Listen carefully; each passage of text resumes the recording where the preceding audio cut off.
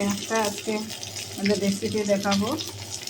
আমি মাছটাকে আগে ভেজে নেব।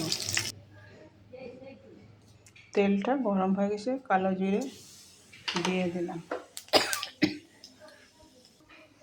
আমি এটাকে মাছ দিয়ে ঝোল করি। পালং শাক, মূলো, আলু একসাথে কেটে রেখে ধুয়ে নিয়েছি।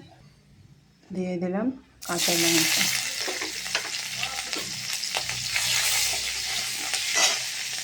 সবজিটাকে দিয়ে দিলাম।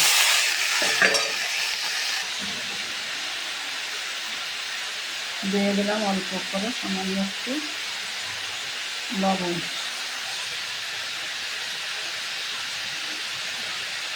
দিয়ে দিলাম পরিমাণ মতন হলুদের গুঁড়ো,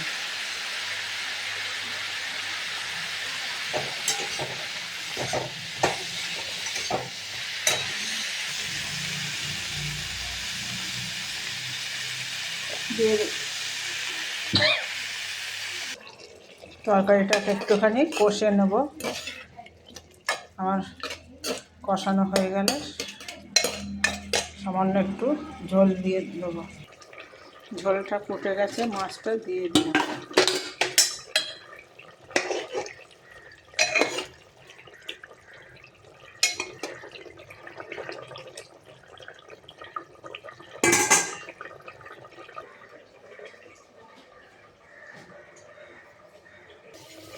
আমার রান্নাটা কমপ্লিট হয়ে গেছে। এইভাবে রান্না করে আপনারা পালং শাক, মূলো, পেঁপে, আলু দিয়ে একসঙ্গে রান্না করে খেয়ে দেখবেন, খুব সুন্দর লাগে। Thank you. আমার রান্নাটা কমপ্লিট। আর ভিডিওটা যদি ভালো লাগে একটা লাইক দিয়ে সাবস্ক্রাইব করবেন।